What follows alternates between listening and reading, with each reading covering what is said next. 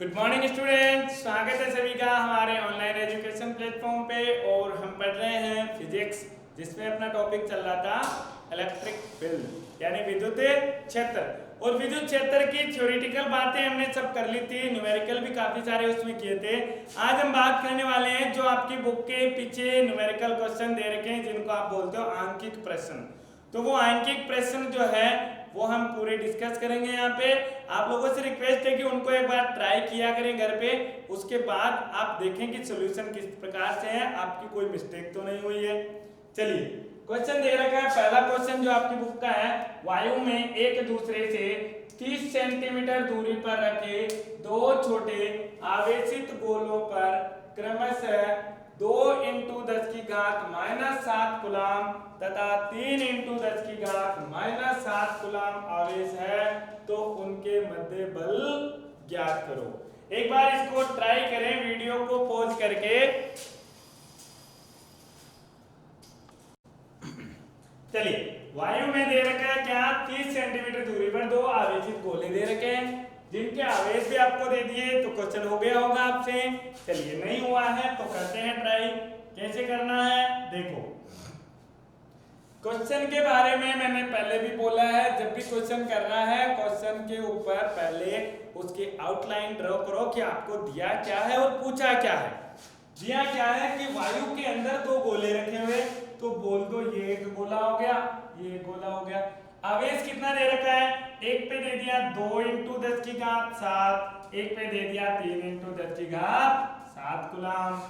और बोला है कि दोनों के मध्य दूरी कितनी है, 30 सेंटीमीटर है। दोनों के मध्य r बराबर 30 सेंटीमीटर हो गई। अब आप देखो क्या निकालना है, बल निकालना है। और बल कौन सा होता है, कूलम का बल होता है। और कूलम का बल जो होता है वो कैसे निकालते हैं, हम जानते हैं कि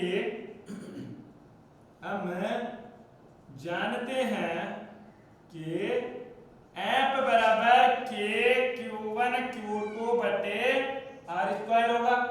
K का मान कितना होता है, 9 × 10⁹ न्यूटन मीटर स्क्वायर बटे कूलम का स्क्वायर। Q1 का मान आपको दे रखा है, Q1 बराबर 2 × 10⁷, Q2 का मान दे रखा है 3 × 10⁷। और R का मान भी आपको दिया हुआ है, R बराबर 30 सेंटीमीटर बराबर 30 × 10⁻² मीटर हो जाएगा। अगर सारे मान आपको पता है तो बल निकाल सकते हैं। F बराबर कितना आ जाएगा, 9 × 10⁹ इंटू Q1 का मान कितना है, 2 × 10⁻⁷। ये -7 है, ये भी -7 है, इंटू 3 × 10⁻⁷ बटे r² की अगर बात करते हो तो r² क्या हो जाएगा, 30 × 10⁻⁻² का होल स्क्वायर। तो सॉल्व करो, F बराबर आ जाएगा 9 × 2 × 3, 9 × 2 × 3 गुणा 10⁹ और ये कितना है 10⁻14, तो 10⁻9 × 10⁻14 बटे में 30 का स्क्वायर 900 गुणा 10⁻² का स्क्वायर करोगे तो मिलेगा 10⁻⁻4। क्लियर है, -4 को ऊपर ले जाओ और ये 2 जीरो है वो भी काट दो, तो 2 जीरो से कितना बचेगा, -2 बचेगा। और ये अगर -2 बचेगा, 9 से 9 कट गया, 3 × 2 6 गुणा 10⁻9 गुणा 10⁻14 और ये 10⁻−2 था तो प्लस का 2 हो जाएगा। F बराबर क्या आ जाएगा, 6 गुणा 9 और 2 11, 10⁻+ में 11 और 10⁻−14, तो F बराबर आएगा 6 गुणा 10⁻14 में से 11 गए, बचे कितने, -3। किस में आएगा, न्यूटन में आएगा। क्लियर है, तो बल का मान कितना आ जाएगा, 6 × 10⁻³ न्यूटन। अगर आपको बोल दिया जाए कि प्रकृति क्या होगी, बलों की प्रकृति क्या होगी, तो ये भी धनावेश है, ये भी धनावेश है, दोनों धनावेश है, तो बल की प्रकृति क्या होनी चाहिए, प्रतिकर्षण होनी चाहिए। बल कैसे लग रहे हैं, प्रतिकर्षण वाले बल लग रहे हैं, तो ये प्रतिकर्षण बल लिख सकते हो आप। क्लियर है, राइट डाउन करो इसको।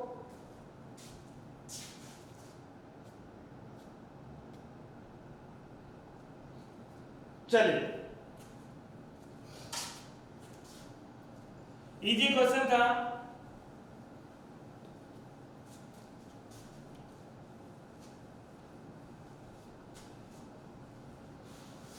आप हर चीज को रिवाइज जरूर किया करें।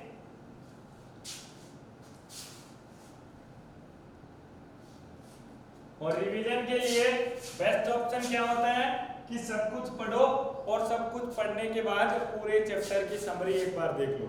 समरी क्या है, चैप्टर की समरी, चलो मैं एक बार बात कर लेता हूँ चैप्टर की समरी। पूरा चैप्टर इसी के अंदर करवा देते हैं और फिर करते हैं न्यूमेरिकल, ताकि ज्यादा मजा आए। चलो, चैप्टर समरी की अगर मैं बात करूं तो सबसे पहले हमने पढ़ा था आवेश के बारे में। किसके बारे में पढ़ा था, आवेश के बारे में। और आवेश क्या होता है, क्यू से दर्शाते हैं। जब भी हम किसी भी वस्तु को रगड़ते हैं तो उसमें इलेक्ट्रॉनों का स्थानांतरण हो जाता है, जिससे वो किसी दूसरी वस्तु पर बल आरोपित करते हैं। मतलब आवेश किसी भी पदार्थ की वो गुण है जिससे वो दूसरी वस्तुओं पे बल आरोपित करता है, उसे क्या बोलते हैं, आवेश बोलते हैं। क्लियर है। अब आवेश एक गुण है, क्या है, एक गुण है। ये बात हमने देख ली थी, किसका है, पदार्थ का। क्या करता है, बल आरोपित करता है।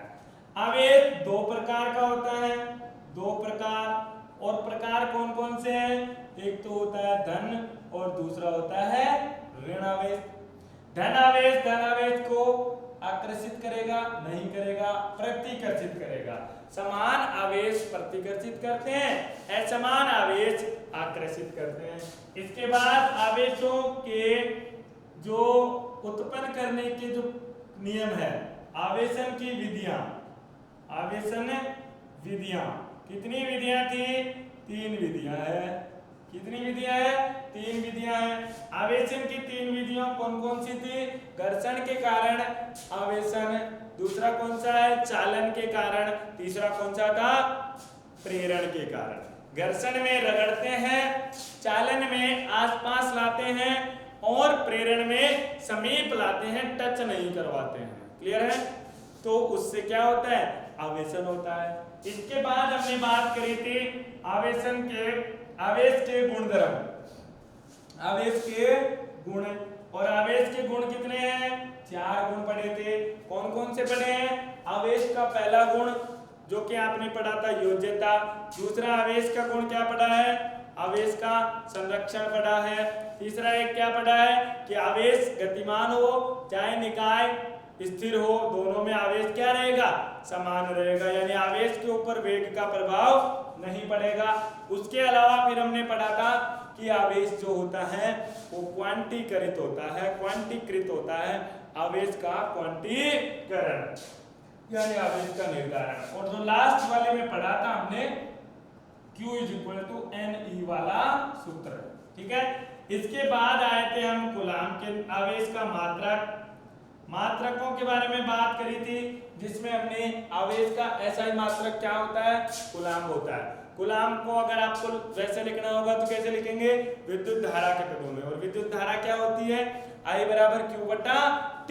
तो वहां से Q का मान आएगा IT से एम्पियर गुणा सेकेंड। अगर विमा की बात करता हूं तो विमा क्या आ जाएगी, M0 L0 T1 A1, ये विमा आई थी। विमा के बाद में हमने बात करी थी किसकी, कूलाम के नियम की, कूलाम का नियम। और कूलाम का नियम क्या था, कूलाम का नियम दो आवेशों के मध्य बल निकालने के लिए काम में आता है, F = K Q1 Q2/R²। ये कूलाम का नियम था। इस कूलाम के नियम से हमने कूलाम के नियम का सदिश रूप पढ़ा, और सदिश रूप में हमने क्या लिखा था कि F = K Q1 Q2/R³ × R का वेक्टर हो जाता है। और फिर हमने बहुत सारे आवेशों के कारण इसको जोड़ दिया था, और जोड़ने के कारण क्या बन गया था, ये आवेशों का अध्यारोपण का सिद्धांत आ गया था। क्लियर है। और ये पढ़ने के बाद आए हम विद्युत क्षेत्र पे। किस पे? विद्युत क्षेत्र पे कि विद्युत क्षेत्र क्या होता है, विद्युत क्षेत्र रेखाएं क्या होती है। विद्युत क्षेत्र के बारे में हमने बात करी तो विद्युत क्षेत्र को हम ई से दर्शाते हैं और ई होता है के क्यू बटे आर स्क्वायर, के क्यू बटे आर स्क्वायर, यानी कहां तक उसका प्रभाव है। क्लियर है? इसी को हमने लिखा था बल बटा आवेश। क्या लिखा है? बल बटा आवेश। मात्रक क्या होता है? न्यूटन पर कूलम। क्लियर है? इसका फिर हमने क्या था? सदिश निरूपण। सदिश की बात करी थी तो सदिश में हमने क्या लिखा था कि के क्यू बटे R cube dot R vector. ये हमने सदिश निरूपण में किया था। और जैसे सदिश निरूपण करने के बाद में हम पढ़े थे विद्युत क्षेत्र रेखाएं, अध्यारोपण का सिद्धांत भी पढ़ा और उसके बाद विद्युत क्षेत्र रेखाएं। क्षेत्र रेखाएं काल्पनिक रेखाएं होती है जिसके ऊपर कहीं पर भी स्पर्श रेखा खींचोगे तो वो स्पर्श रेखा विद्युत बल की दिशा को दर्शाएगा। क्लियर है? तो वो विद्युत क्षेत्र की रेखाएं थी जो कि है विद्युत क्षेत्र रेखाएं या विद्युत बल रेखाएं। इन बल रेखाओं की कुछ प्रॉपर्टीज पढ़ी थी हमने कि कहीं पर भी काटती नहीं है, धन आवेश से बाहर निकलती है, ऋण आवेश में अंदर जाती है। दो को पास लाओगे धन आवेश आवेश को यानी समान को तो वो क्या करेगी? फैल जाएगी। दो को अगर विपरीत आवेशों को लाओगे तो सिकुड़ जाएगी। ये सारी बातें आपको याद रखनी है। उस किताब कॉपी के नोट जो है उनको पढ़ते रहा करो। इसके बाद हमने बात करी थी किसकी? द्विध्रुव की। द्विध्रुव और द्विध्रुव दो, एक ऋणात्मक आवेश और एक धनात्मक आवेश, दोनों से एक निश्चित दूरी पर रखने पर एक कण बनता है जिसको हम द्विध्रुव कहते हैं।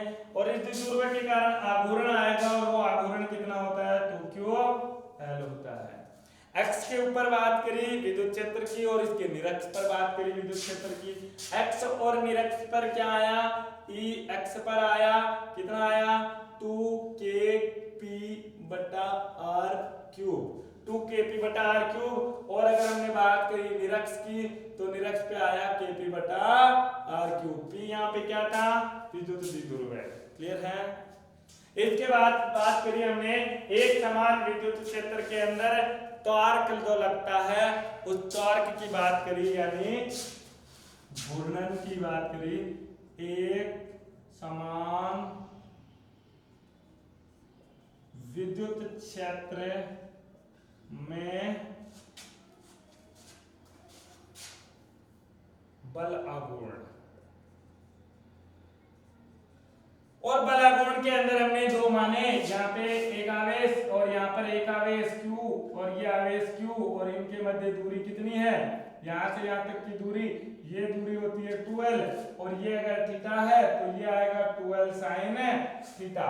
2l sin थीटा को किसी एक आवेश यानी बल से गुणा कर दोगे, ये बल कितना आता है? E बटे Q। तो E बटे Q को गुणा किया किसके साथ में? सॉरी E बराबर क्या होता है? E बराबर होता है F बटे Q। तो F बराबर क्या आया था? EQ। तो EQ को किससे गुणा किया? 2l sin थीटा से गुणा किया था। ठीक है? और sin थीटा का मान निकालना है तो आपको यहाँ से यहाँ तक की दूरी पता होगी और यहाँ से यहाँ तक की दूरी पता है तो आप sin थीटा का मान निकाल लो और आंसर बता सकते हो। बात समझ में आई? ये था क्या?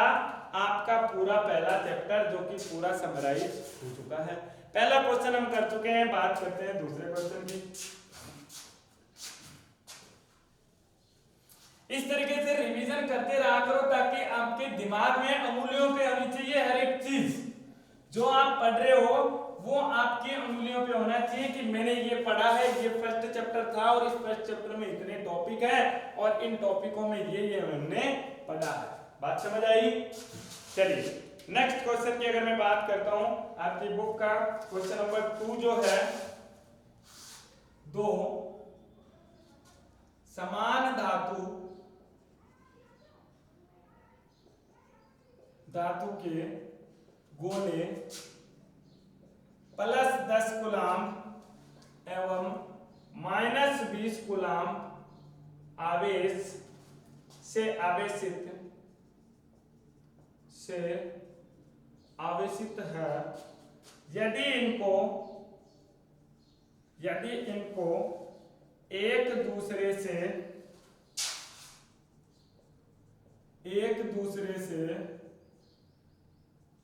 संपर्क में लाकर अलग कर पुनः उसी दूरी पर रख दिया जाए तब दोनों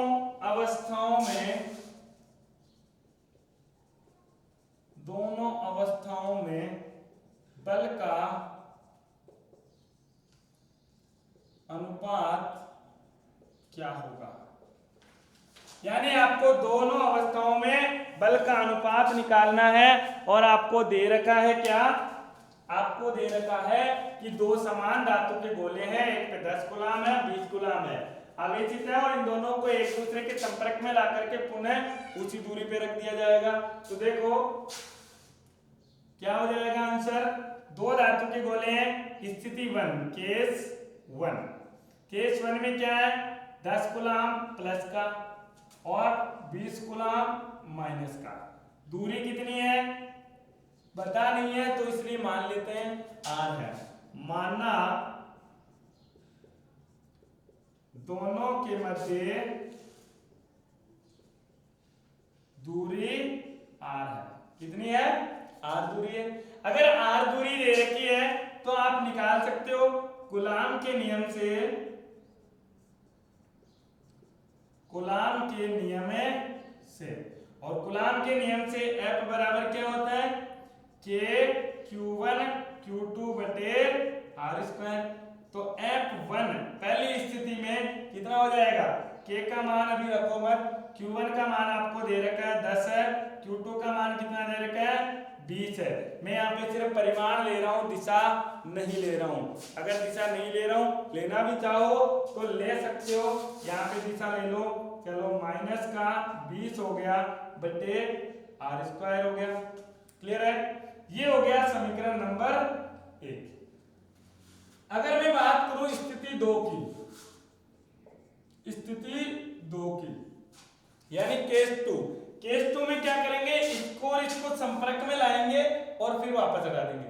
जैसे संपर्क में लाएंगे तो अभी मैंने रिवीजन इसीलिए करवाया था कि जब संपर्क में लाओगे तो आवेशन की विधि देखो। जब आप संपर्क में लाते हो चालन द्वारा आवेशन होता है और उसमें होगा क्या, दोनों आवेशों का जोड़ होगा।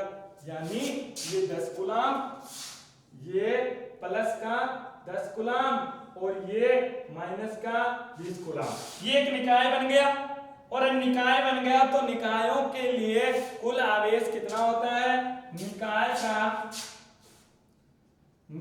का कुल आवेश कितना हो जाएगा, प्लस का 10 माइनस का 20 बराबर बच गया माइनस का 10 कूलाम। कितना बचेगा, माइनस का 10 कूलाम। अगर माइनस का 10 कूलाम कुल आवेश बच गया है तो जब 10 कूलाम है तो 5 इसको मिलेगा 5 इसको मिलेगा, बराबर बांट के फिर निकल जाएंगे। तो क्या होगा, एक पार्टिकल बना जिसका माइनस 10 कूलाम है और फिर ये टूटेगा किसके अंदर, एक होगा माइनस 5 कूलाम और एक होगा माइनस का 5 कूलाम, और दोनों को क्या कर देंगे, फिर से r दूरी पर रख देंगे। अगर दोनों को फिर से r दूरी पर रख दिया है तो हमें क्या मिलेगा, F2 बराबर K Q1 Q2 बटे R स्क्वायर। Q1 Q2 का अब मान है -5 और -5, तो F2 बराबर K गुणा -5 गुणा -5 बटे R स्क्वायर हो जाएगा। तो माइनस और माइनस बच गया प्लस, तो F2 बराबर K 5 गुणा 5 बटे R स्क्वायर। समीकरण नंबर 2 हो गया। हमें क्या ज्ञात करना है, दोनों अवस्थाओं में बलों का अनुपात। तो दोनों अवस्थाओं में बलों का अनुपात कितना हो जाएगा अनुपात F1 बट्टा F2 बराबर F1 का मान कितना है माइनस k गुणा 10 गुणा 20 बटे आर स्क्वायर। फिर F2 का मान कितना है k गुणा 5 बटे आर स्क्वायर। F1 बटे F2 करते हो तो F1 बटे F2 बराबर माइनस का चिन्ह तो पड़ा रहेगा k गुणा 10 गुणा 20 बटे में आर स्क्वायर है। ये आर स्क्वायर ऊपर चला जाएगा तो आर स्क्वायर ऊपर गया k गुणा 5 इसको मैं इस तरीके से लिख सकता हूं, कोई दिक्कत नहीं होनी चाहिए। आर स्क्वायर से आर स्क्वायर कट गया, k से k कट गया, 5 से ये 10 दो बार गया, 5 से ये 20 4 बार गया। मतलब कहने का F1 बटे F2 बराबर क्या आएगा माइनस का 8 आएगा और बट्टे में क्या है 1 है, यानी F1 और F2 का अनुपात क्या होना चाहिए F1 अनुपात F2 8:1 होगा। क्लियर है। अब बोलोगे सर माइनस कहाँ गया, माइनस चिन्ह ये दिखा रहा है कि जब दो बल हैं तो दोनों बल एक दूसरे के विपरीत है। एक अगर आकर्षण वाला है तो दूसरा कैसा है प्रतिकर्षण वाला है। एक बल आकर्षण का है तो दूसरा बल प्रतिकर्षण का है, ये दोनों बलों में लग रहा होगा। क्लियर है। तो एक बार इसको लिख लीजिए, जल्दी से राइट डाउन कीजिए इसको।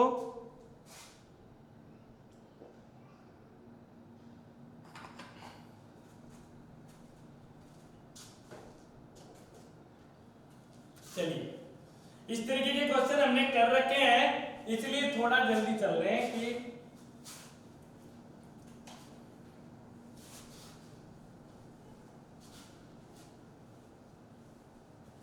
नेक्स्ट थर्ड क्वेश्चन की बात करते हैं।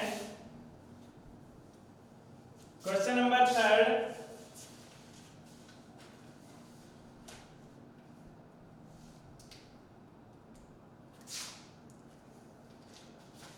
क्या दे रखा है, भुजा ए वाले एक समबाहु त्रिभुज के समबाहु त्रिभुज के शीर्ष ए और बी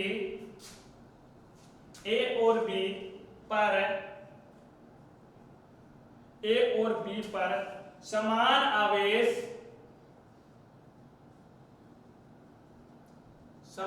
आवेश Q है। त्रिभुज के बिंदु C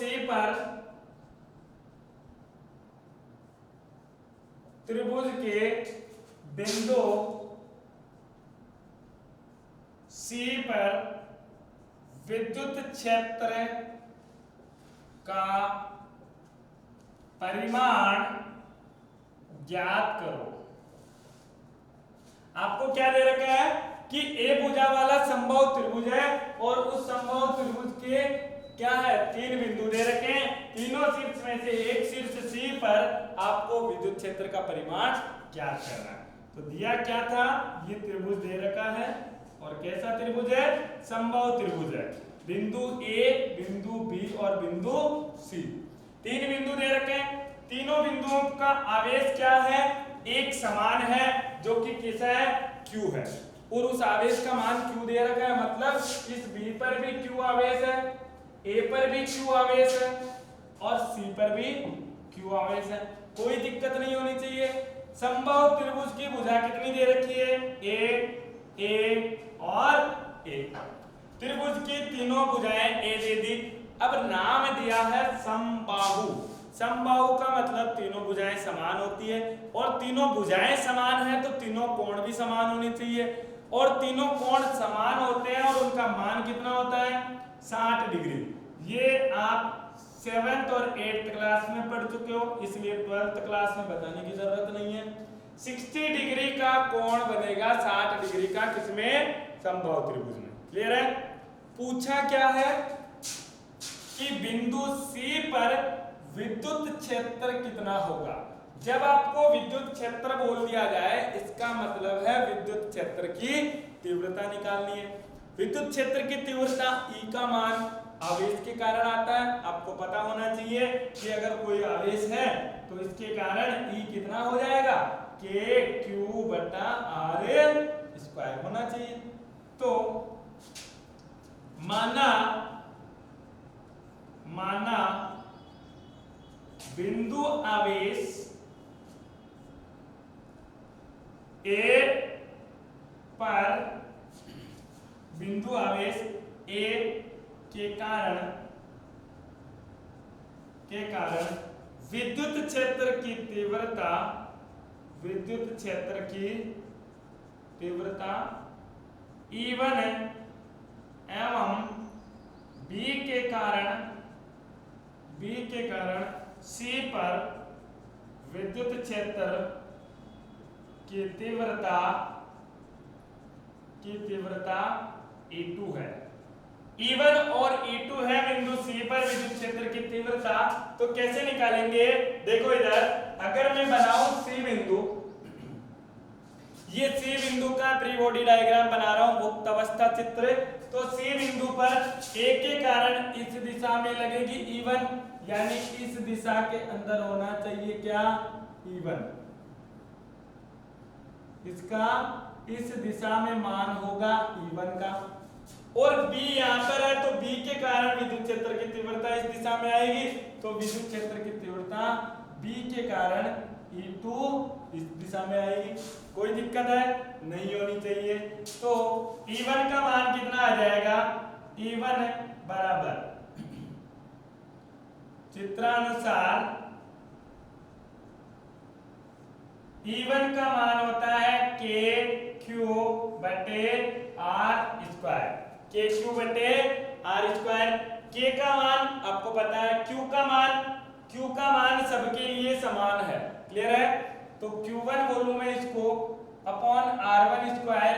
R1 का मान भी क्या है, 1 है और वही R2 के समान है। तो E1 बराबर K गुणा Q बटा A स्क्वायर हो जाएगा, समीकरण नंबर 1। इसी प्रकार से अगर आप E2 का मान निकालते हो तो E2 भी आपको क्या मिलेगा, K गुणा Q बटा A स्क्वायर, जो कि समीकरण नंबर 2 हो जाएगा। E1 का मान KQ बटा A स्क्वायर, E2 का मान KQ बटा A स्क्वायर। लेकिन बिंदु C पर हमें क्या निकालनी है, नेट विद्युत क्षेत्र की तीव्रता, कुल विद्युत क्षेत्र कितना है। और कुल निकालना है तो आपको अध्यारोपण का सिद्धांत लगाना पड़ेगा। अध्यारोपण का सिद्धांत लगाओगे तो देखो ये 60 डिग्री है, ये 60 डिग्री है, तो यहां से अगर ये लाइन बनाओगे तो ये भी कितना होगा, 60 डिग्री होगा। मतलब ये कोण जो है वो कितना है, 60 डिग्री। और सेम ये 60 डिग्री था तो ये भी कितना होना चाहिए, 60 डिग्री। अगर ये 60 डिग्री, ये 60 डिग्री है तो यहाँ पर ये आएगा E1 cos 60 डिग्री और ये आएगा आपका E2 cos 60 डिग्री, क्लियर है। अगर मैं ऊर्ध्वाधर घटक की बात करता हूं तो दो ऊर्ध्वाधर घटक आएंगे, एक E1 के कारण और E2 के कारण। ये बनेगा E1 sin 60 डिग्री और ये बनेगा E2 sin 60 डिग्री, क्लियर है। अगर आप इस चित्र को देखो तो E1 cos 60, E2 cos 60, E1 और E2 बराबर है। चलिए देखो इधर, क्षैतिज साम्य अवस्था में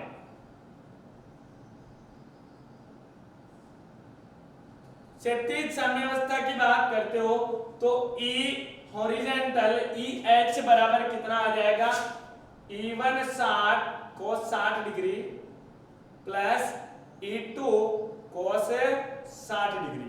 cos 60 E1 और E2 बराबर है और विपरीत है, इसलिए E1 क्या है, माइनस E2 होगा। E1 अगर माइनस E2 होगा तो EH बराबर क्या होना चाहिए, 0। EH का मान क्या हो जाएगा, 0। इधर देखो E1 KQ बटा A स्क्वायर, E2 KQ बटा E स्क्वायर। लेकिन ये इस दिशा में है और ये इस दिशा में, ये प्लस I कैप, ये माइनस I कैप, इसलिए क्या बन गया, 0 बन गया, क्लियर है। अगर मैं बात करता हूं ऊर्ध्व दिशा में। तो ऊर्ध्व दिशा में ई वर्टिकल कितना मिलेगा आपको, E1 sin theta plus E2 sin theta, E1 sin theta plus E2 sin theta. E1 का परिमाण और E2 का परिमाण क्या है, बराबर है, और वो किसके बराबर है, बोल देता हूं मैं, E के बराबर है। क्लियर है? तो EV बराबर 2 गुणा E sin 60 के बराबर होना चाहिए। तो 2 गुणा E का मान क्या है, K, E का मान क्या है, K क्यूब बटा A स्क्वायर गुणा sin 60, और sin 60 का मान होता है अंडर रूट 3 बटा 2। 2 से 2 कट गया, E वर्टिकल बचेगा अंडर रूट 3 K क्यूब बटा A स्क्वायर। अगर आपको कुल विद्युत क्षेत्र निकालना है तो कुल विद्युत क्षेत्र, कुल विद्युत क्षेत्र क्या हो जाएगा, E वर्टिकल और प्लस में E हॉरिजॉन्टल। लेकिन कैसा होना चाहिए, दोनों का सदिश योग करोगे। E हॉरिजॉन्टल यहाँ पे 0 दे रखा है, इसलिए कुल E कितना हो जाएगा, E टोटल बराबर E वर्टिकल के बराबर होगा, जो कि कितना है अंडर रूट 3 K क्यूब बटा A स्क्वायर। ये आंसर भी सही है। और अगर आप इसको दूसरे तरीके से लिखना चाहो तो अंडर रूट 3 बटा 4 पाई एप्सिलॉन नॉट क्यू बटा A स्क्वायर, ये भी क्या होगा, सही आंसर हो जाएगा। क्लियर है? तो इस तरीके का हमने क्वेश्चन किया था वर्ग के लिए, और ये है किसके लिए, त्रिभुज के लिए। तो राइट डाउन करो एक बार इसको।